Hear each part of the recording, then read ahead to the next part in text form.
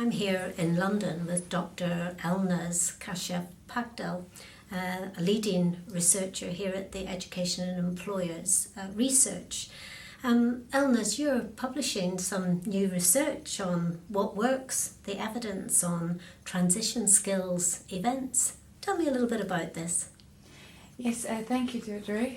This new research is commissioned by the CEC, and we are looking to investigate the delivery and the effectiveness of delivery of transition skills events in schools, and also how it can be best optimized and best delivered. So effectiveness and impact. Now, for the layperson who perhaps has never heard the term transition skills events, Elnaz, what would you say, what are transition skills events? Sure.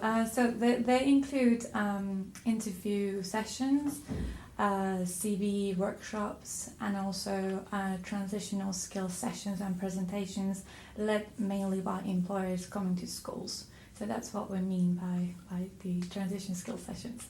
And it sounds as though youth transitions is a big theme in your research. Absolutely. So we believe that the school to work transition has become very fractured comparing to generation before, and young people need to be equipped with skills that help them with the recruitment processes after they graduate. So we believe that together with employers, school could better prepare young people for these transitions to employment. So there's an awful lot of activity that goes on in schools. Tell me a little bit about your methodology. How did you actually do the research? So because of the lack of evidence in the literature, we decided to collect the data by looking into existing academic research that explains how and why and when. But we also extended our research into talking to practitioners, young people, and also employers, and then validate that again by practitioners after we collected every information we possibly could gather. So a lot of empirical research absolutely there. So what did you actually find? So we looked at different outcomes. We wanted to understand what is the impact, and also what we can get out of this for practitioners, what message it has for practitioners.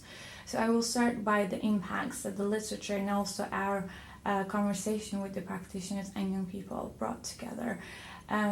So mainly the impact it includes in the areas of personal effectiveness. We believe that the evidence shows that confidence in speaking about young people's skills and their achievements in school will help them progress better in their career. We also believe that it will increase the employability skills. It equip them with sort of skills that they need in progressing in such a competitive labour market. They're more able to articulate their skills in a challenging environments, which is actual real scenarios talking to employers. We also think that young people are more career ready when they graduate from schools, because they have the chance to get bespoke advice from volunteers and face-to-face advice from employers coming to their schools. So they actually know what to do in schools, which will help them do better later on. So a whole range of different activities, and I think what I'm hearing you say is that your research is actually looking at young people's exposure to all sorts of activities designed to help them think about the next stage. Exactly. That sounds really, really exciting. Thank you. So what else we found in terms of advice for practice? So talking to teachers and practitioners let us understand that preparation of young people before attending the sessions would provide a lot of more benefit to young people. So if they know what are they going to talk about, if they practice the questions that they're going to do with volunteers, it helps them to contextualize the activity better.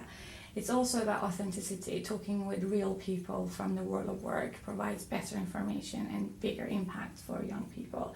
It's also about interaction.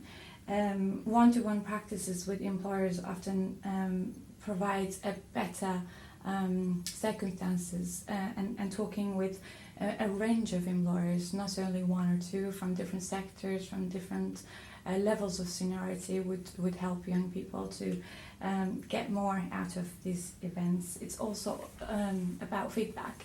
Young people want to hear feedback, how they did in these sessions, what they could actually improve after the events. It's also about volume.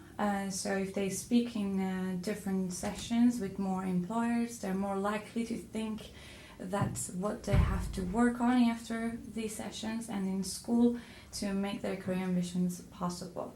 And it's also about age. So different activities work for different age groups. And we believe that the transition skills sessions work better for year 11 above rather than earlier on, because they also have idea of what they want to do in the future. So Ellie, it really sounds as though this latest research is fascinating. When will people be able to read your works? Well, we submitted the first draft to the CC, and hopefully we should be able to publish that after the final comments and feedback from the company, so hopefully very soon. Excellent. Well, we wish you well with your ongoing research and really look forward to reading this great paper. Thank you so much, Deirdre.